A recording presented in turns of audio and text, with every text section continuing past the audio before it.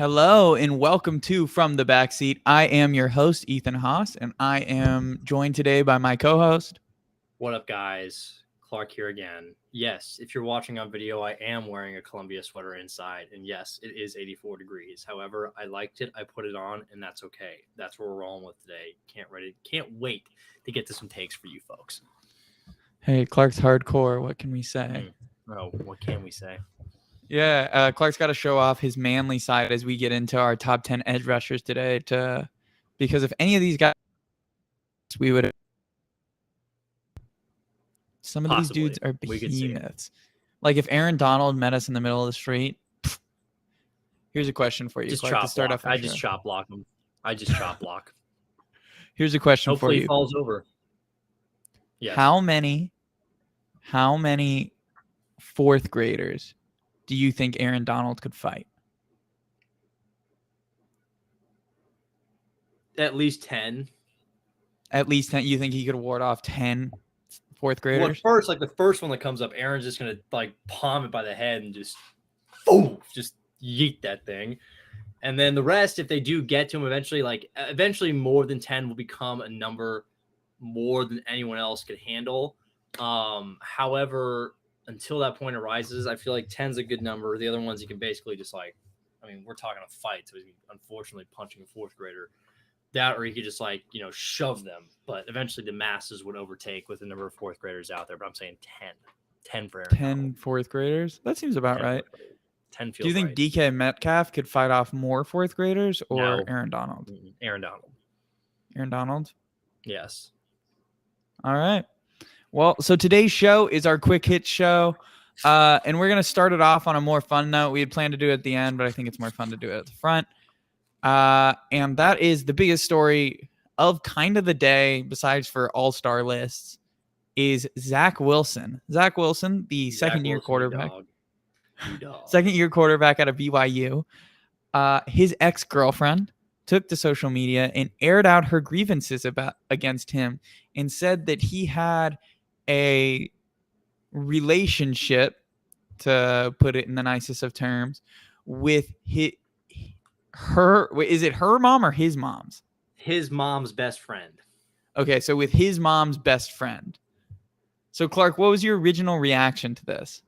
Well, I believe if I remember seeing the Instagram post of hers correctly that people were commenting on, it was her with a former teammate from BYU, Zach Wilson's, who they're apparently very good friends. People then referred to her as a, quote, what was the term? Homie hopper. Not necessary to say that to her. Not necessary. We don't condone that. No, we don't. However, she immediately clapped back saying that, he slept with his mom's best friend, which then everyone was like, por qué? Because obviously Zach Wilson is an established and up-and-coming, possibly NFL quarterback. He shouldn't be sleeping with his mom's best friend. That's a little bit out of pocket. So now we've come to the world that we now live in, that in fact, Zach Wilson appears to sleep with not only older women, but older women who are his mother's best friends. Yeah, so to put it into quotes, let's put it into his ex-girlfriend, what she actually said. So this was a comment on a post where it was on Zach Wilson's post. Somebody said homie hopper. And so she responds he was sleeping with his mom's best friend. That's the real homie hopper. I think that truthfully is. That's crazy. It's crazy. That's out of line. And Twitter is having a field day with this, with that picture of Zach Wilson, like before the draft, where he looks like he's like 15. He's rolling up to prom. I mean, my thing at this point is that Zach, it's going to be some tough road games for not only you, but for the family if they travel. Mom is going to hear it, I think. Mom is going to hear it. Oh, yeah. I mean, everyone's going to hear it. I mean, really, what's the conversation now between Zach and his mom? That's going to be awkward. Like, hey, son. Maybe she knew about it. I'm getting the feeling she didn't know about it, if I had to guess. Wait, Clark, we gotta be like real sports heads. All right, so let's imagine we're on the first take set, and this was our segment, right? Mm-hmm. Do we think this is gonna affect the locker room? Is this gonna negatively affect the Jets? No, actually, I think in some weird way it would probably earn Zach Wilson more respect from his teammates. In some weird way, just because it's some older woman, I think that would be like, whoa, wait a minute, this guy is kind of like ballerish but weird, but it's also kind of like, whoa, now, dude, like that's crazy. Balls out to you. It could earn a little more respect, you know. However, I don't know. Does it make him a leader? It shows that he can command older players too. He's got the youth in him and the youth, but also the ability to connect with the older players in the locker room. Maybe he speaks their language, so to say. Do you think that players should be wary that if Zach Wilson ever talks to their mom? If you have a mother on don't bring around Zach Wilson, I guess, on the team. I would not be itching towards that. That is something I would avoid at all costs if I was a New York Jets player. Don't be having that. You definitely know First Take is going to get up tomorrow and they're totally going to be like, oh, this is losing the locker room. Like, he's not a leader. They probably will be like, oh, Zach Wilson, he can't control himself. He can't be trusted. This is New York. You don't go out with your mom's best friend. That's not okay. That's what's going to happen. He's like 24. I mean, it's really funny. It's funny, but it's really dumb too. I'm like, what are you doing? It's Why would you do that? Though. He's just made every family interaction from here on out really weird. But some of the tweets now are just when he goes home, like, oh, hey, mom, how is so-and-so doing after, Yeah. So, yeah. Zach Wilson, we'll see how things go from here. We'll see how things go. Love to hear Colin Coward's take on this. I'm sure he'll come and, we'll figure it out. Get to the bottom of this. We'll have to get to the bottom. Yeah, we need an official statement from all of those talking sports heads who are just going to be like, not a leader. Actually, real question is from the New York, who's going to be the first to ask him about it in a press conference? Who's asking that question in the press conference? Someone has to. Not has to. Somebody will. They'll just ask him like, oh, there's been a report out there. Like, they'll kind of be vague about it. Yeah, it'll be kind of like that. My guess is, but the problem is, this is a bigger discussion about sports reporters. Some of those beat writers that somehow get access to these interview rooms just come out there with the most blasphemous questions ever, and just like some of their questions. It's such galaxy brain stuff. Like, some just get there and ask the same question over and over. The amount of times people have asked Justin Herbert whether he's a leader or not is like absolutely astounding. It's it's stupid. So, I feel like at some point, like, they run out of thoughts to like ask. Like, to me, it's like the same thing. Like, perfect example of like, I could recite you the question and answer to anyone who hits a walk-off hit in baseball. What were you looking for at that bat? What were you trying to do? Oh, I was looking for a pitch to hit. I wanted to win the game for us. You know what? The walk-off like interview I wish I'd watched is the Bach walk-off the other night. I wonder what they asked the batter. Yeah, I don't even remember who the batter was. I don't even know who you interview for that, truthfully. A Bach? I guess the opposing pitcher, because I guess they blew the game. If you're the home team, you got to interview someone. So who do you ask? That celebration was so weird. Like, they call the Bach, the runner comes in, the guy like runs across plate, and everyone just kind of like stands there awkwardly for a second, and then they come out and start celebrating. Exactly. And then the manager comes out and yell. It was really weird. It's just classic. The Bach itself, when I watched it live, I was like, what do they call him? But then you watch it and you're like, okay, I get it. But a celebration, like a walk-off Bach, is like the most least celebrated possible walk-off scenario you could have. Yeah, it's like a walk-off, like, walk. But a walk-off walk is at least better, because at least the batter had to, like, okay, do something. That was a ball. I had to watch it. Yeah. I didn't swing, That's true. So minimal, but it's still better. A balk is just so anticlimactic. No, it's terrible. It's the worst way to walk a game off. Well, I don't know if you saw the other night, but like Mookie Betts walk off, where it's just a grounder up the middle where neither. That was just like a high chopper. No one can make a play on it. Like but at least it's like a ball in play. Something happens. But that's kind of wild. When I was watching that, it's kind of wild that was Mookie Betts' first ever walk off as a LA Dodger. Well, he's only been there a couple of years, but but still, he's the marquee of their franchise right now. I guess besides Clayton Kershaw, but just didn't. It's just the way it went. I guess I don't know. All right. So that's Zach Wilson. We'll get into our quick hits after our big segment of the day, which is top 10. We're getting into our top 10 edge rushers. It's probably what most of you clicked on the podcast for. So top 10 edge rushers. What I have seen throughout Twitter, what I've seen throughout TikTok, what I've seen throughout Instagram is there is a huge debate between the Myles Garrett, TJ Watt thing. And Steeler fans are very insecure about people that act like Myles Garrett is much better.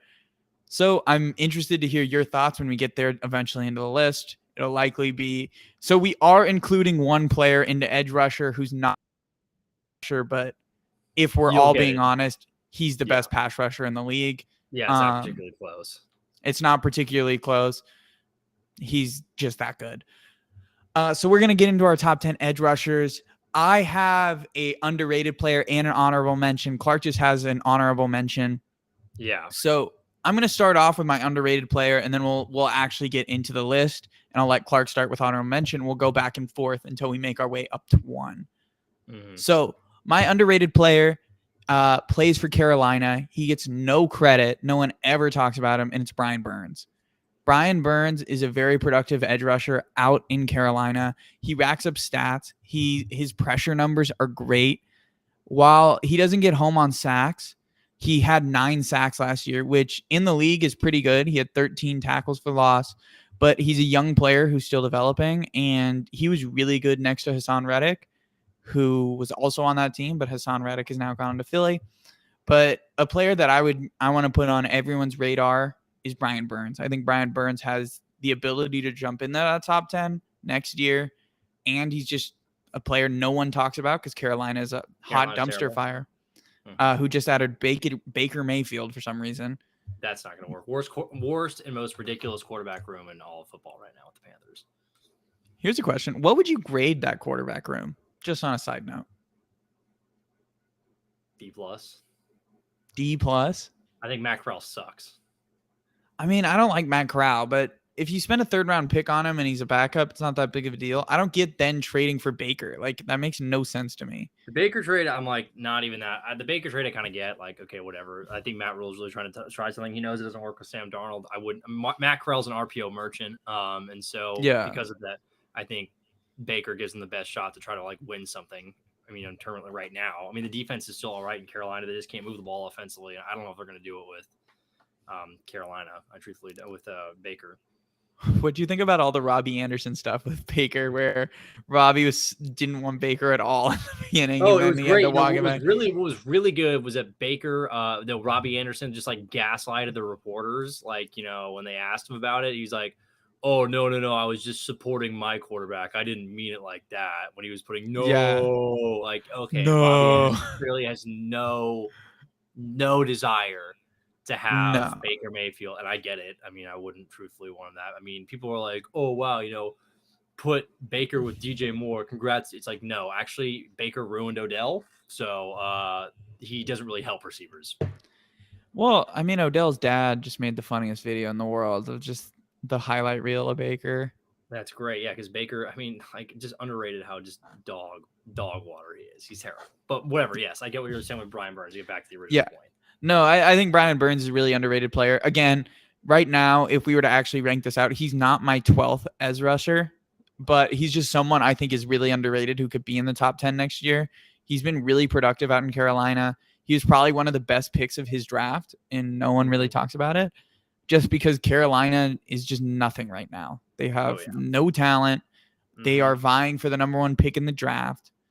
Matt Rule, this might be a hot take. It definitely shouldn't. He should be fired. He will be fired after next year. He should be fired, yeah. Probably Matt Rule sucks. Matt Rule is such a bad coach. Worst coach in the NFL? Now that Joe Judge isn't there, I think so. Yeah, I would put him as my worst coach. I'm trying to think who would possibly be up there. Yeah, he'd be the last guy I would. The other guys, I could, I would rather, even like the new guys, I'd rather be more, low key. I have a different. They're not actually the worst coach, but a coach I think should be fired after this year.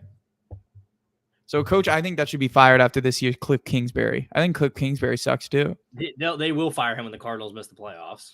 Cliff Kingsbury sucks. I don't think He's he's terrible. very. We've got a Cliff Kingsbury is not very good. I think he's not a very good head coach. I'm with you on that. Yeah, I think he sucks. Other coaches that I don't know. Matt Rule is by far the example of just like he's just so Incompetent. bad. I don't get why they kept him for another year. He keeps on getting all these mid-average like young quarterbacks who were total burnout somewhere else, hoping that it works, and it never does. I mean, my thing is really this. I mean, he's trying to throw anything at the wall and it sticks. If I were him, I'd get my resume updated and stuff like that for college teams to start calling again and just go back there. Yeah, he's got no for clue. Sure. He has no clue. The NFL, his scheme doesn't work. It's just bad. I mean, his teams are bad. They're not good. I totally agree. Yeah, but back to the point. Brian Bird's my underrated player. So let's get into the actual list. Let's start off with your honorable mention. Your number 11. So who's your honorable mention?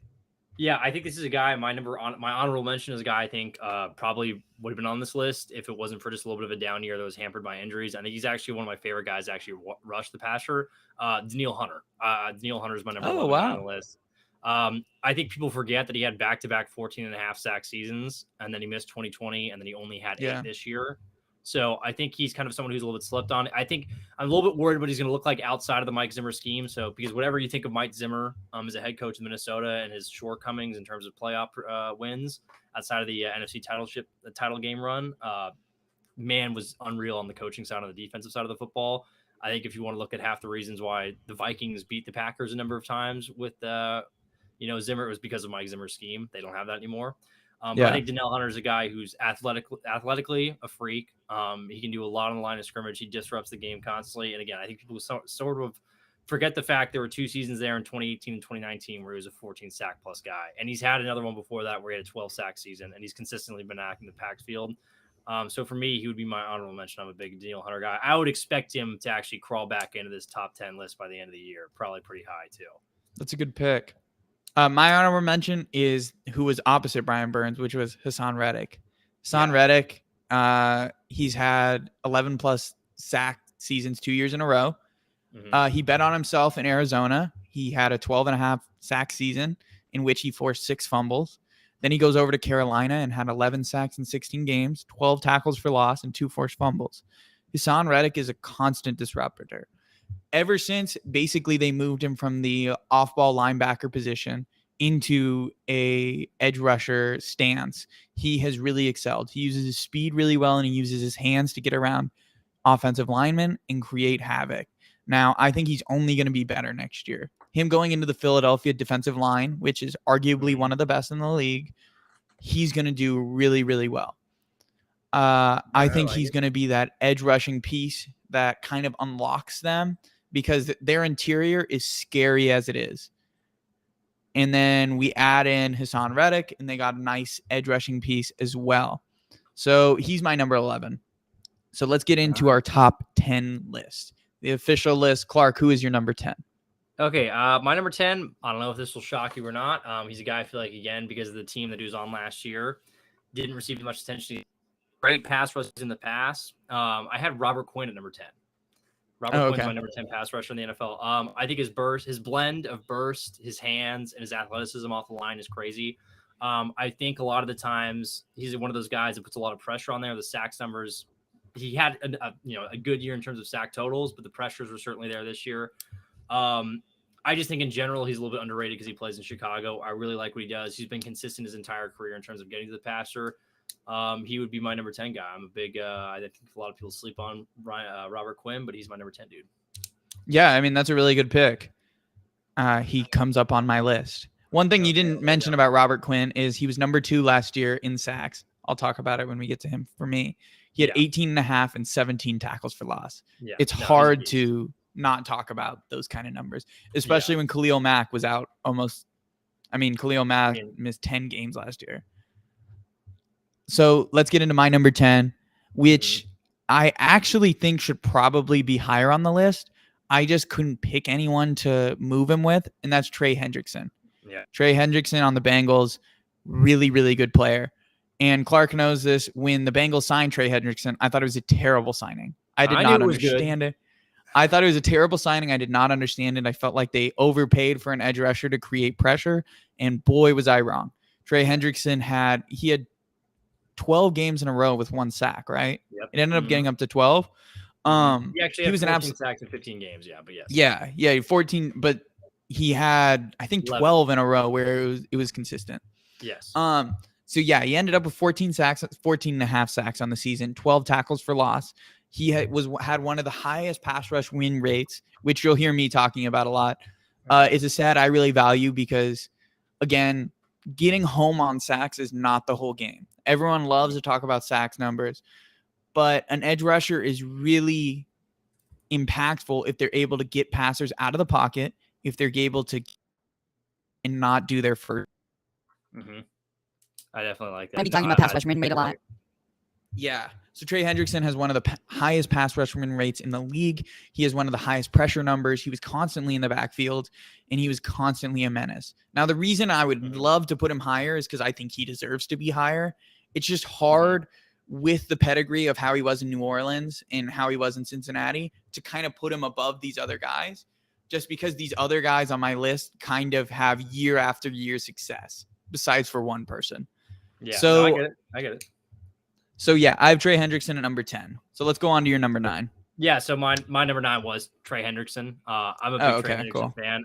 Again, as you said, I mean, he was great for the Bengals, the 12 sacks in 12 games. I think one underrated part that obviously doesn't get measured very much, but it's not really a quantified stat, but I feel like an extremely timely and clutch pass rusher. There's a lot of Bengals games where he certainly generated a turnover. If you want to look at it, look at the first playoff game against Oakland when he strip sacked Derek Carr for Larry Ogunjobi to set up a fumble recovery. He also had key sacks in the Titans games and in Kansas City that kind of helped, slow down momentum for opposing offenses. There's not much more that can really be said about him, as Ethan already, really indicted upon him. I'm a big Trey Hendrickson fan. I knew the signing was a good idea. I know a lot of people were skeptical of filling him in with Carl Lawson's going to the Jets. They'd rather Carl Lawson come back, but Carl Lawson missed the season. Trey Hendrickson put up 14.5 sacks, and now it's back-to-back seasons with at least 12-plus sacks for him. He's still young. He still has 3 more years in the deal in Cincinnati. It looks like it's really good for them right now. I'm certainly a big fan. He clocks in at my number 9. Yeah. So my number 9, we just switched him, is Robert Quinn. Yeah. Robert Quinn is my number 9. It's hard to not talk about a dude who had 18 and a half sacks, 17 tackles for loss. When you're getting home to the quarterback at that rate, you're an absolute menace. Now, the reason Robert Quinn isn't higher is just because his career's really been inconsistent. Like last year, he only had 2 sacks. The year before in Dallas, he had 11 and a half. The year before that, he had 6. So it's kind of been a roller coaster for him. And I don't know what unlocked him last year in Chicago. I don't know what made him an absolute elite pass rusher. But whatever it did, he needs to be doing more of, or he's going to quickly find himself in the top 5. Because when you put up numbers like that, it's hard to be ignored, and it's hard not to talk about him. I mean, you said it all. He's a super good player, super consistent. And when you have 18 and a half sacks, it's just hard not to talk about. No, it was a great season for him. Robert Quinn had a great year. So, and he kind of said, there is some people who certainly question, the up and down that he's certainly been on throughout his career. But I think, obviously, if you put together another season like that, maybe you put some of those narratives to rest a little bit on the pass rushing side of things. So for sure. All right. So who's your number? Are we on 8? We're 8. Number 8. We're 8. Yeah. So my 8, I don't know if this will surprise you. This was a guy that you were begging for all those years ago back in the early 2010s. One of the most consistent guys around, former Berkeley Bear. I have Cam Jordan at number 8. Nice. Such a good player. I think Cam Jordan, again, 12 and a half sacks this year. Another very solid season in terms of getting to the quarterback. He had 34 pressures. And he also had 13 tackles for loss. I know he's getting a little bit older, but he's still an extremely consistent player. I think the win rate was down this year at about 9.1%, which was in 80s, which isn't great in the NFL. What you have to realize, though, with the Saints is that he was getting almost all the double teams from them. With Trey Hendrickson leaving, it was really just him as a main pass rushing focus. And so he took on a lot of that. So still to get 12 and a half sacks, really remarkable. I've been a big Cam Jordan fan ever since he stepped in the league. I think he's that really rare combination of a lot we will see on the rest of this list of great athleticism with a huge frame. I really like what he does with his hands off the ball. For me, he's a really complete defensive end that you've seen produce year in and year out with the Saints. Did it again last year. He's my number 8 guy. Yeah, so he would have been my number 12. He didn't end up making my list just because I think he slowed down athletically a little bit. but I mean, he's an incredibly good player. He's been in the league. Obviously, he was drafted in 2012. So what Clark was talking about is I'm a Chargers fan. I wanted Cameron Jordan so bad going into that draft. And he was on the board, and we picked Corey Liuget instead. And Corey Liuget was the absolute mid defensive lineman. Like, was good for like one good play each year, but just wasn't that good. And Cameron Jordan has just been so consistent. In fact, going back to Trey Hendrickson, the reason I thought Trey Hendrickson wouldn't work in Cincinnati is because of Cam Jordan. I thought Trey Hendrickson was just playing Robin to how good Cameron Jordan was. So I just assumed because he was absorbing the double teams that's what Trey Hendrickson was excelling at, which was a bad take by me. Obviously, Hendricks was just as good on his own, but that also goes on to say how good I think Cameron Jordan is. Yeah. So my number 8 is Khalil Mack. So Khalil Mack is my number 8 going into next year. Again, everyone talks about the injuries. He was injured last year. In 7 games, he had 6 sacks. That's hard to ignore. People like to say, oh, he's down athletically. But when you look at the numbers, I mean, we're going into, yes, he had shoulder surgery, sorry. But when he was on the field, he was still producing at a really high level. He ended up with 15 pressures. He had 6 sacks in 7 games. That's just hard to be ignored. Now, when he comes onto the field, he might be a completely different player than he is. Who knows? But he's going to have Joey Bosa on the opposite side. And when teams are looking at the combination of Joey Bosa and Khalil Mack, it's going to open a lot of doors for Mack because people consider Bosa better. And that's how I assume both of our lists are going to end up. So it's going to be really interesting to see how Khalil Mack comes back and how he produces for the Chargers. But for me, he's the number 8 pass rusher in the league. He still shows he's got it. He still has the speed. He still has the burst. And he probably has one of the best hands of any edge rusher in the league to be able to move. Yeah. So that's why he's number 8 on my list. Yeah, I'll tell you now, I don't have Khalil Mack on my list. Yeah, so that's probably where we switched in. You put Cameron Jordan, I put Khalil Mack. Yeah, I still think Khalil Mack's a really productive player. I think he doesn't get enough credit for his ability as a little bit of a run defender too. I think he does a nice job there. I just think what worries me with Khalil Mack a little bit is just the age and some of the injuries, and they do tend to pile up a little bit there. But I still think he's a very good player. I think he probably will have a better season now that he's in Los Angeles. Almost just at San Diego. But with the Chargers, I think he'll be really, really good year beside Bosa. I think he's like someone who I'd put inside, like, top 20 for me would be Khalil Mack would be somewhere in there. But I mean, I think you could even say that depending on how good he is next year, he can easily fall out of whatever the top 15, top 20, or climb back into top 10. For sure. It'll be kind of in terms of, I don't know, not a pivotal year for rankings or whatever, but I mean, a lot of he'll honestly, out of all the edge rushers on any of our lists, he probably has the most room to either climb really high or climb really low. Yeah, I would say certainly, because a lot of these guys are kind of locked in. Yeah. Well, depending on what you say for 7 and 6, I'll be interested in what you have there. But I assume they're relatively the same. Maybe. We'll see. All right. Well, let's see. Who's your number 7? Yeah. So my number 7 guy actually is Shaquille Barrett. I have Shaquille Barrett. Oh, man. We do have different lists. I'm going to tell you, he's not on my list. No, I get it. He was tied, I believe, with Trey Hendrickson first in the NFL in pressures. They're tied for 75. second. Tied for second. We had 75. Because Max Crosby is number 1. Sack numbers were a little bit down. 10, maybe not what you want. But again, I do really like Shaquille Barrett. I know the big season was 2 years ago. I want to say it was like 18, some large number of sacks. Yeah, so he had 18 and a half. So 18 and a half. I really like what he is. I think he's very gifted athletically. I think he does really well flying scrimmage, the burst especially. It really kind of excites me. And again, I think, as you pointed out, sacks are not the ultimate quantifier of how good he is or how good someone is in terms of getting to the quarterback. But being up there with Hendrickson at 75 pressures, that's quite a bit. I know, the Buccaneers have a pretty solid defense, so maybe it helps out a little bit there. But for me, I have Shaquille Barrett at number 7. Yeah, a totally good pick. He's not on my list. The reason is because his win rate is a little low. His win rate is only about 18%. But he's still a super productive player. And when he came out of Denver and into Tampa, he absolutely exploded. No, yeah, it's been huge. Fantastic signing by them.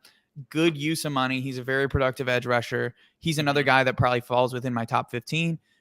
He just didn't end up making my list. Yeah, I think he's actually too just a little tidbit, but I think he's the only guy out of these dudes I have in the top 10 that wasn't like a first or a second round. He was a 4th round pick. So Yeah, I mean he's super bendy. yeah. So Wait, no way. You don't have Max Crosby on your list? no, Max Crosby I thought was like a 2nd or 3rd. No, he's a 4th round pick. Oh well, there you go. Never mind. I do have Max Crosby. I thought Max Crosby was a 3rd round pick, but no, he's a 4th round pick. Yeah. Oh, okay. Go ahead. Yeah, of course. I was about to say. I was like, whoa. No, I do. So. My number 7 is this guy could be higher. He's hard because he just exploded, and that's Michael Parsons. Michael Parsons. Okay, there you go. There's another. All right. He's not on your list. Wow, you don't have Parsons? So this is the guy with the highest pass rush win rate out of any player in the league last year. He was getting to the passer at a 28.5% clip, which is absolutely the same number Aaron Donald gets to the quarterback at, which is just absolutely wild. The other thing about Michael Parsons is he had 13. Can I explain really quick why I don't have him on there? Yeah, for sure. I just think I consider him more as a linebacker, as an outside than I do a pure edge rusher. Yeah, but the reason that he was drafted as a linebacker, but he played way more snaps at edge. He basically played offline. No, I get it. Yeah. Off ball linebacker in a 3-4, which means, yeah. I mean, truthfully, I put him there because I considered him a linebacker more than an edge rusher. But totally fine. Where would he even? Let's say if I would have thrown him in there, then he probably would have been around like this 5-6 spot for me. Okay, yeah. So he's my number 7. So that's totally fair. Clark and I didn't communicate. Yeah, he had 13 sacks in the league, 12 tackles for loss. Or no, 20 tackles for loss. Sorry, I was looking at the wrong number. He was just absolutely super productive. He is everyone's pick to win Defensive Player of the Year next year.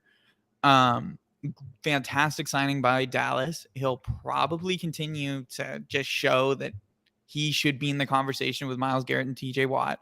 He is so productive. He is so fast. I remember it was week 2. The Chargers were playing Dallas, and Dallas had no edges left. So they had to put Micah Parsons there. And everyone was like, oh, this is going to be so easy. It's an off-ball linebacker just standing on the defensive line. And he just whipped them. He whipped their right tackle. He ended up having 3 sacks in the game. He had 12 pressures or something insane like that in one game. And that was just the start of the Micah Parsons experience. He is so good. He is so fast, and he's going to be a menace for the league going forward. So he's my number 7. Yeah. So Clark would have had him on the list if we had communicated better. So that's on us. Would have fit in here probably around 6'5", in this area. So yeah. So, but yeah. So who's your number 6 now? So this will probably somewhere we differ. I know we differ on here. I have number 6 is Max Crosby. Max Crosby is my number. Okay. Yeah, we do differ a lot then. Yeah. I think Max Crosby is great. Don't misconstrue this in any way. I'm not disrespecting Max Crosby. 101 pressures, I believe. That was 20 more than anyone else who was in second place. Also, I just think when you really watch him on tape, what really stands out is the bend and the athleticism that you really see on there. He does a great job.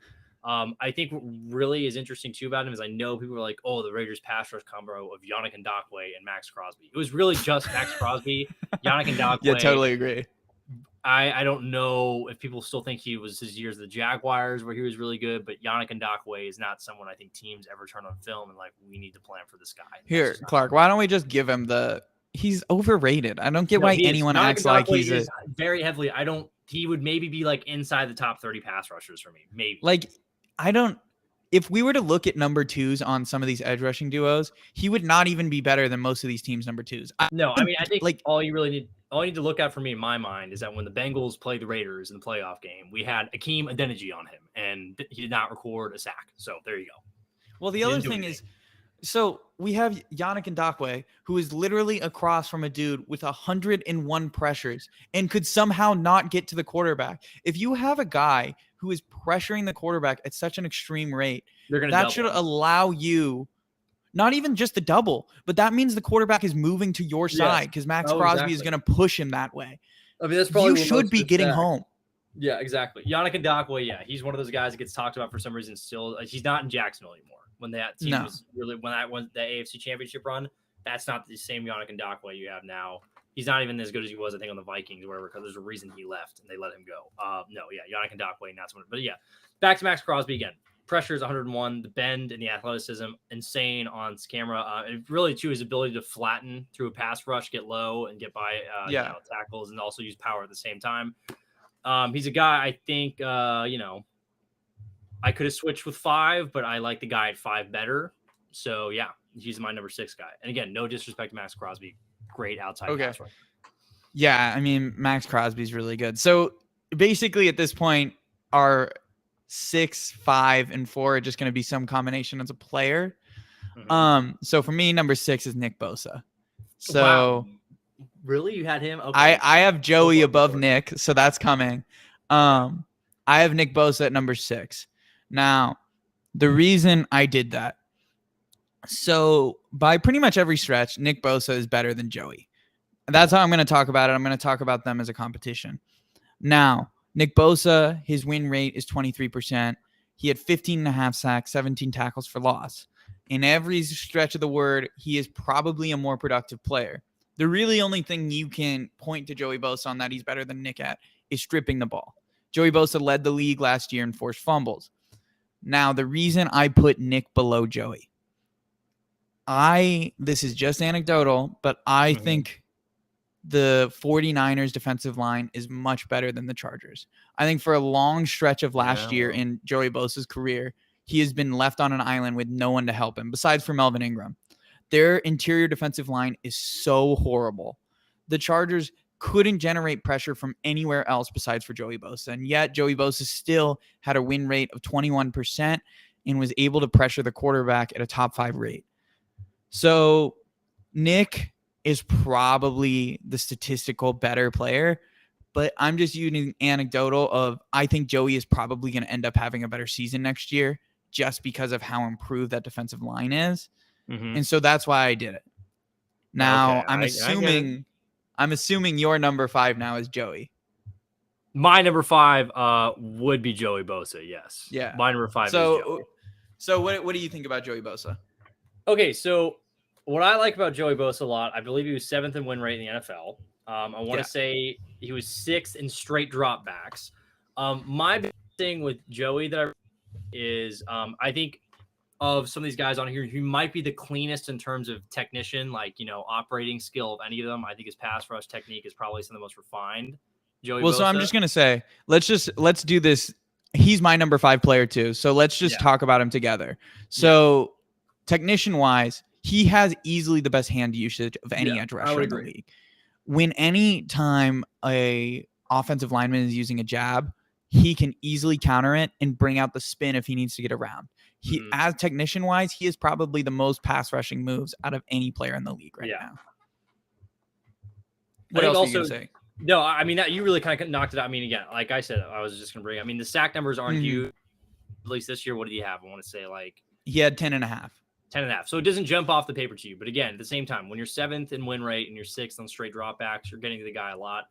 Again, too, I know it's not involving, the rushing part, but Joey Bosa is a really good run defender, I think, if at least I remember correctly from watching. No, he is. But for some reason, everyone tries to act like he sucks because the Chargers defensive line sucks. No, I'm like, just watch the games. He's the only one who knows how to defend the run.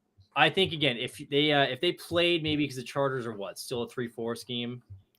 No, now they're a 4-3 under Brandon Staley. So they're 4-3. I think the sack numbers go up this year. And I think, too, with him, like you pointed out, on the other side, Nasir Adderley was probably the other big pass rusher, right? It was like him and Jared Tillery, your outside. No, so Tillery was on the interior. Uchenna Nwosu was the other edge. Nwosu, my bad. Uchenna Nwosu. Okay, he was fine. Seattle, I think, overpaid. Didn't they give him something like that? Or was that, they gave him 10 a year. No, they gave him 1 year 10. Yeah, 1 year. Adderley plays safety. Adderley, my bad. He plays the DB. It's okay. But anyway, I like Joey Bosa. I think, again, technically skill-wise, he has a lot to go to. I think he's the most refined. He's a little bit cleaner. He's just the guy I have at number 5. I really do like him there. But yeah, I think he's really good. Yeah. So yeah, he's my number 5. So let's move on to number 4. We hit Joey Bosa. I talked about Nick, who I'm guessing is your number 4. Yeah, Nick's my number 4. I mean, I think First off, no one gets more double team in the NFL, I think, right now by percentage than Nick Bosa did last year. Yeah, Nick Bosa gets the most double teams. Nick Bosa gets the most double teams. I know that 49ers, our offense on the front seven, mainly speaking their front four, is very talented. I just like Nick Bosa just probably off strength and athleticism, the combination probably more than Joey Bosa in that regard. I think the numbers have been there. And again, I know maybe not the pure drop back as much, but I just like Nick more for what he has in terms of pure strength and a little bit more from the athleticism side. I just like him a little bit more. It's very close. Yeah, it's very close. And I don't think you can go wrong with either player. No, both brother is really, really good. They're both different. What's weird is they're both huge technicians, but their speed to power combinations are completely different among the two players. Bosa relies heavier on power, whereas Nick relies heavier on speed. Yeah, he's more on strength. So it's really weird to see the two players play, even though they're identical with their hand usage. They still play wildly different games in the edge rushing position, and more productive. He just is a menace when it comes to just watching him. It's kind of like the debate of like Keenan Allen. Keenan Allen, for years, everyone always acts like he's underrated because he's like the best route runner in the league. Yeah. But the only thing I know about the Bosa brothers, truthfully, is do we know where they were on January 6th? Joey actually just got in so easy because those two idiots were out there. Oh my gosh. Nick is dumber than Joey, though. Nick is. I think they're both pretty stupid. No, they're both pretty stupid, but it's okay. No, just it was a little joke. No one get too upset about it. Yes. Yeah. So let's get into my number. We just did your number 4. My number 4. Number 3. I feel like our number 3, 2, and 1 are going to be the exact same. Oh. Well, let me say I didn't officially say my number 4 is Max Crosby. So I have Max Crosby there. The reason I do is the pressures just stand out.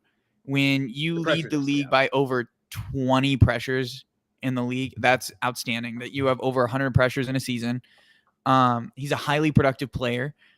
The one thing I love about him is his speed to side ratio is so nice. For how big he is able to move through offensive linemen at such a nice rate. He's just a really good player. It's hard for me not to put him there just because of how well he produced. His win rate is really high. His pressure rate is really high. And a lot of it is people point to, oh, he only had 10 sacks, but he had 100 pressures. Like, that's incredible. You can't, yes. And we're going to get to it with my number 3. Just because you have a lot of sacks, that doesn't mean you're the best edge rusher in the league. And we're going to talk about that in a second. So, Clark, now let's get into the real big debate. Who is your number? It would be number 2 edge rusher, but who is your number 3 edge player? It's going to be the same guy as you guys. I have TJ Watt. Man. I was hoping we'd differ, but yeah. No. It's the same for me. Yeah, again, sacks, yes, 22.5. Did he do it with an extra game? No, in my mind, he didn't because he missed a number and still got to 22.5. Great year for TJ Watt. Fantastic player. No debating around it. I really think in some ways you are splitting hairs with Garrett and TJ Watt. And I mean, again, I'm taking my hand there with my number 2. But to me, again, sacks are not the end all be all for what determines what is the most, important stat when, rushing the passer. Again, it's rushing the passer. Just because you don't get there doesn't mean you cause some sort of disrupting thing to happen. For sure. I think TJ is incredibly talented. I think he's a great player. 22.5 is obviously fantastic. I just think there are certain things that I would like about the guy ahead of him that I would go with. So yeah, Yeah, you pretty much hit it on the nail of the head. You're splitting hairs between him and Myles. Can't wipe that away. Great season, but he's my number 3. You're splitting hairs between him and Myles Garrett, but Garrett leads in pass rush win rate. He leads in pressures. He pretty much leads in every advanced statistic besides for sacks, just getting home to the quarterback. And something that has to be talked about with TJ Watt is TJ Watt plays on the defense that's led the league in sacks like the last 3 years or something. He's just on a defense that knows how to get home, which isn't a knock on him. But if I were to start a team right now, I'd rather have Myles Garrett than TJ Watt. I would rather have Myles Garrett too. I think, again, it goes back to, I think the pass rush win rate is really big. I believe it's at 28% for Myles Garrett. Yeah, he has a win rate of 28%. He also has a higher double team rate than what TJ Watt. Yeah. I mean, again, I think when I turn on tape from the pass rushing standpoint of what he does, I think I find Myles Garrett just slightly more impressive. And I know the sack numbers for TJ Watt, and that's not me saying TJ Watt isn't impressive, and I'm not hating on TJ Watt, the fantastic year that he had. I would just rather have Myles Garrett in my mind. For sure. If you really need to see the dominance that he had, I know it was against the Bears. What was it? That 6-sack game for him? I mean, he's a dog, dude. I would really like to. Myles Garrett to me is like, yes, from a pure outside rushing standpoint percentage. I know TJ had the 22.5. I'd rather have Myles Garrett. For sure, but let's talk about the player we'd much rather have over both of them. Yes. Which is each of our number ones, and we know should honestly, he's an interior player, but by every advanced statistic, I mean, he is a better he is a better pass rusher than any of these dudes, and that's Aaron Donald. Yeah, Aaron Donald. It's pretty simple. I mean, I'll let you talk about most of it, but I think if you really need any case study of how dominant Aaron Donald was, the reason the Cincinnati Bengals lost the Super Bowl is because Aaron Donald existed. That's really the truth of the matter. The offensive line was terrible for the Bengals, but really, even if you have an average one, I don't know how much it holds up. Aaron Donald disrupted that game in every single way for them. He made my day terrible. Hats off to him. Great player. Good for the Rams to get him back. But again, in just about every sort of category you look at, whether it be win rate, whether it be disruption, just what he does for the Rams defense in total, there's not a more valuable pass rush in the NFL than Aaron Donald. When you watch him literally almost pick up and throw back 340-pound offensive linemen into the quarterback on a regular basis, it really kind of makes you stop and wonder if there's anyone better. And the answer to that question is just no. So Aaron Donald for me is number one. I'll let you get more into the stats end, but yeah. Yeah, I mean, Aaron Donald is just absolutely insane. So he has the highest double team rate of any player in the entire league at 0.6%, which means 60% of the time he is getting double teamed, either by the center or the guard and tackle, whatever combination that'd be. And he still has the second highest win rate out of any player in the entire league. He has a 28% win rate. The only person that's higher was Michael Parsons last year. And he is able to get home. He ended up having 12.5 sacks, which from the interior is absolutely insanity. Yes, it's crazy. Even for a player, and this guy is a player who had over 20 sack season, in which he probably should have won MVP. This is a player who you can honestly make the argument for from the defense. It might end up in the best defensive player of all time conversation. No, he certainly entered in the realm of that conversation just off pure dominance. It would be up there. He's entering the category of, like Lawrence Taylor and guys like that. So, and honestly, I mean, people talked about JJ Watt as like, oh my gosh, he could win MVP. But I would argue Aaron Donald's ascension is higher than JJ Watt's was back in those mid 2010s. Aaron Donald has just taken over the league, and he is honestly, and I don't think this is a hot take at all, he is the best non-quarterback in the league. He is an absolute game changer. He wrecks everyone. He comes from an interior position, which people call not valuable, but he is the most valuable defender in the league. You can put him on the edge. You can put him in the middle, and he'll just run through centers. He'll run through guards, and it doesn't matter if they're double teaming him because he will get home. He won the Super Bowl for the Rams. Yeah. He won the Super Bowl for the Rams. That's all you need to know. Yeah, exactly. Because again, look at the last play. If Aaron Donald does not get there, Jamar Chase walks in for a touchdown 40 yards down the field. Not even go back one play before that, where it's a 3rd and 1. And Aaron Donald just straight up uses his strength to pull down a running back running forward with his forearm.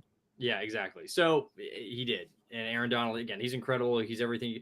And if you are a Los Angeles Rams fan, thank God they got that deal done and he did not walk away. And really for NFL fans just in general, that he didn't retire early. And it would be some sort of tragedy for a guy of this talent and who has still great years ahead of him didn't just walk away. Although if he would have, good for him because he knows when the time's done and he's content with things that way have gone. But I'm obviously as a fan excited to see him back on the field. Should be a lot of fun for him. But he's a great, easily the best pass rusher in the NFL. No, he's such a good player, and he's changed the way that the NFL thinks about the interior defensive line. Because before it was just you get a big run stuffer in there to stop the run, and you have your edge come off. Exactly. But Aaron Donald has completely revolutionized we can get pass rushing production from the middle and like better than edge rushers. Exactly. And so, I mean, incredible player. He's opened the door. Hats off to Aaron Donald. Congratulations to Rams fan that you get to watch greatness. Yeah, seriously. All right, so let's move into our last story, wrap up our show. which is MLB All-Star Game. So the MLB Mhm. All-Star Game just announced their rosters. So we are getting close to the midpoint of the MLB season. Yeah, So we got another week until So we're almost there. So we're gonna talk about first. They haven't announced starters yet. So Clark and I are each going to give a starter that we think should be starting on these teams pitcher. in the You NL. can announce the starting. Yeah, starting pitcher. starters. You're right. Yeah. Starting lineup. So we're going to be talking about a starting pitcher. So Clark, who do you think should be starting in the NL? Yeah, so I heard some bozo Eric Karros, make sure I get that right, so I know I'm calling him bozo. Said Tony Gonsolin should be starting the All-Star game. No. If you need to see who should be starting the All-Star game on the mound for the National League, it should be Sandy Alcantara.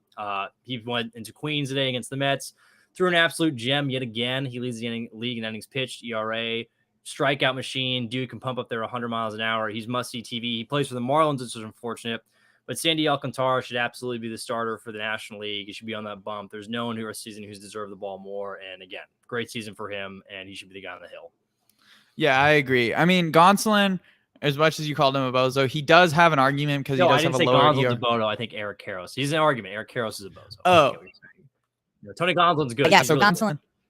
I mean, he has the lowest whip in the league, lowest ERA, but at the end of the day, Gonsolin has pitched almost 3 less starts than Alcantara. So I think you got to give him the bump, but knowing that it's in LA and that. Right, is Dave Roberts managing it, or is it going to be I don't know. Brad Snitker for the. I'm not sure. Who is in the. Or is it Braves? So it'd probably be the Braves. It'd probably be the Braves, yes. And the Braves are in the National League East, CC Sandy Alcantara, but maybe he realizes it's the moment he starts, stupid. Well, it's I'm just saying it's probably going to be Gonsolin because it's in LA. They're playing in front of they're playing in LA Dodger Stadium. They get to see him every. Yeah, we'll see. So who do you have as the? I'll go with my American League one. This should be rather simple. This shouldn't be very hard at all. He's the most entertaining baseball player in my mind, truthfully. Shohei Ohtani should be starting on the hill for the American League in the All-Star game. And not only that, but after he gets done, he should go being allowed the DH as well, too. This guy should be on the field in the All-Star game as much as you possibly can. He's easily probably the most watched eye. Again, it sucks that the Angels stink, and they just got swept out of Baltimore by the Orioles, who are playing surprisingly good ball. Only one game under 9,500 for the Orioles. They did. People are excited about him. Yeah, but again, Ohtani he's had a great year on the mound yet again. He's putting up Cy Young numbers in the American League side of things. I think if you really just want it from an entertainment standpoint, which the All-Star game is, it's supposed to promote your stars, be out there. Shohei Ohtani has to be on the mound. He's the greatest show out on dirt right now. He's got to be the starter. All right. So I was thinking about Ohtani. I didn't end up going with him just because I wanted to do something different. He started the game last year. I picked Justin Verlander. Verlander's good. Yeah. Justin Verlander has been really, really productive, has an ERA below 2 again. He coming off of a Tommy John surgery. He's just come out and has shown that he's just as productive as a player as he was before. This would be more of a legacy pick that you want to give crowns to a player who's been in the league for a long time, who continues greatness. I actually thought about for the NL putting Kershaw as the starter as well for the same kind of idea. But Verlander has even more of a resume right now. Yeah. Playing really good baseball. Might win another Cy Young. But totally understand. Well too. Yeah. Yeah. But I totally understand the argument of Shohei Ohtani. He is the next star of the league. I don't think anyone should say that. And it's Stephen A. Smith who said that he can't be the star of the league because he's Japanese. Yep. Idiot. Hide your xenophobia somewhere else. That is completely stupid. That is really dumb. And even more so, if we want to use your same argument, Shohei Ohtani plays in Los Angeles, technically. Yeah, but that's true. LA. So you can have your LA versus LA on the bump if you really wanted that. So, but I get the Verlander argument. He's been great. He's probably a guy who I'd have second place in the AL Cy Young. I know the guy we didn't bring up, at least in my mind, Shane McClanahan, the starter for the Rays, has been really good. But I think he'll be on the roster as a reserve. Great year for him. But I would still put Ohtani and probably Verlander over him would have starting. So. Cool. So let's go over some snubs. So who do you have snubbed off of the NL team? Yeah, I'll let you go first because you probably have a guy that we both agree on. I'm sure. Well, actually, I'll just go ahead because we have him on the same list here. The number one guy in my mind, Ty France. I can't really believe Ty France didn't make it. I believe among first basemen, he's the highest OPS. He's a great defender. He's been huge for the Seattle Mariners. Again, I love Ty France, San Diego State guy. I can't believe the Padres ended up trading him over there. I can't believe that they didn't see the kind of production they were going to get out of him because it was considering it was already, it was budding in 2020. You could see it coming. And we traded him for Austin Nola. Again, Ty France, excellent defender, excellent offensive player. He's been huge for the Seattle Mariners. You could make an argument, probably their best player. I guess you could make another maybe J-Rod and Julio Rodriguez. But for me, Ty France, definitely the number one snub. I'm sure you have him on there too. Yeah, I mean, he's my number one too. I mean, the dude has an OPS of 850. That's crazy good. He's really productive. Should have been the starter, honestly. He probably should have been the starter. For him not even to be on the team is an absolute slap in the face. I'm sure he'll be added on when someone drops out. It's just bad. It's bad for the league. I get that he plays in Seattle, but he should be on the team. Good. They're 43. I mean, they're 45 and 42. They're having a good year right now, I want to say. So I mean, they're good, but they're not the most popular team in the league. No, they're in Seattle. It's the West Coast, Northwest. Not the most popular team. You're right. Yes, I agree. So another snub I have is Freddie Freeman. Freddie Freeman did not make the All-Star team. Probably deserves to. He's been really good for the Dodgers. Probably easily their best player. Mm-hmm. And to see like Trey Turner make the team is kind of disappointing because he be starting. Yeah, I mean Freddie Freeman's been better this year. Mm-hmm. Freddie Freeman right now is hitting at 304. He's hit 11 home runs, 54 RBIs. Every stat lines up that he should at least be on the team, if not starting at first base. But I get it, I guess. I don't know why he's not on the team, but I'm sure he's one of those guys. I mean, again, there are people who drop out because of injury. These things happen. He's a guy who could certainly be added on there. And again, maybe the people of LA didn't like him enough after he said he wanted to go. Not really said, but indicated he wanted the whole Atlanta thing. And he, because the LA tabloids again, he got too emotional when they had too emotional. The place where he started as like a 20-year-old kid and had his whole life and family there. Yeah, too emotional for that. You can't do that. No, you love LA now. Yeah, you have to love it. You have to worship everything. You have to love the 45-minute traffic to go 5 miles. All right. Do you have any other snubs? Yeah, I have two more. I have two more that I thought. From the American League side of the mound, I can't believe Dylan Cease didn't make it from the Chicago White Sox. I know the White Sox have put a big dump in their pants, the Russo at the mound, and kind of being these expected World Series contenders doing nothing. But Dylan Cease owns a 2.45 ERA, a really impressive and league-leading 13 Ks per nine. I'm at a 2.18 point FIP. I think the Ks per nine at 13, he's definitely one of those guys. They get one inning, maybe a couple batters for, in the All-Star game. I want to see Cease is absolutely disgusting. 12-6, the slider, the 99-mile-an-hour fastball that he runs up there on guys. Cease is certainly someone I really miss. I think should be in there. Another name I mentioned that I'll just briefly go on before the last guy. Dylan Williams, relief pitcher for the Milwaukee Brewers. I think he's one of the best relief pitchers in baseball with that, slider, just combination of changeup. I think it's like a slurve or a screwball. I don't know what you want to call it. And then to go along with the fastball, really electric guy out of the pen, someone I think you really want to see. I know Josh Hader's in there already, but I think Dylan Williams is someone who's definitely deserved it.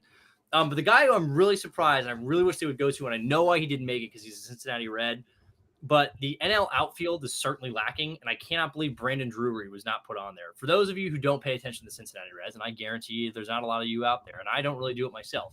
Yeah, but I do know good players when I'm seeing him have a good year. And Brandon Drury this year has been really good. 1.7 WAR. He has an 878 OPS. That's pretty dang good. He's a utility guy. He can kind of move around. And he has a 132 OPS plus. I get it. He plays in Great American Ballpark. It's a bang box. That's just the way it works. But he cannot be hit. Brandon Drury is a guy I think certainly, I hope, finds a way on this team. I think he's one of those cool stories, too, because he's bounced around. He's been in Atlanta. He's been in like New York. He's been in Arizona. He's been in Miami. He's been all over the place. And now he's found a nice little niche for himself here in Cincinnati, having a great year.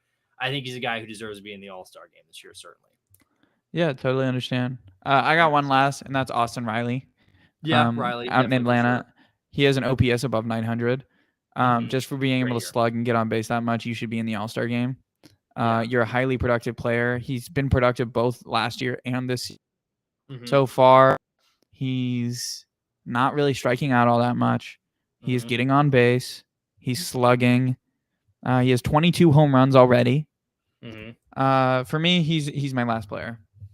I would agree. The only thing I will say among the starters, and this is what I'll keep it to, is I don't think that Trey Turner should be the starting shortstop. I get it. I think Dansby Swanson had a better year, though, for Atlanta. I would start him at shortstop. Yeah. No, I get that. That's the snubs. I like our snubs there. That was a number that we could have gone over more too, at least in my mind. But I just thought those ones that popped off the page more than anything else. For sure. Yeah. I mean, I think we can all agree that the Pro Bowl is way better than the MLB All-Star Game. So I hope you're kidding. I am kidding. Pro Bowl's sucks. the worst. Pro Bowl's terrible. No one Pro cares Bowl about it anymore. sucks. Now people go to Vegas and they just get arrested. Yeah, Alvin Kamara, you Hey, he's gonna miss 6 games.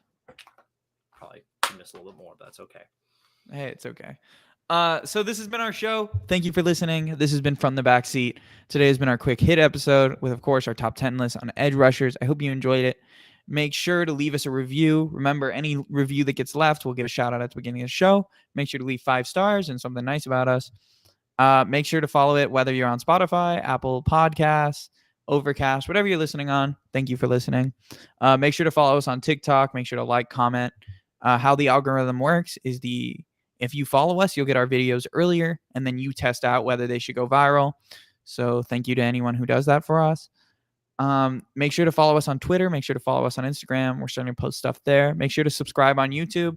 I'm starting to put our TikTok clips up there. If you don't have a TikTok, you can see them as YouTube Shorts. You can also see them on Instagram.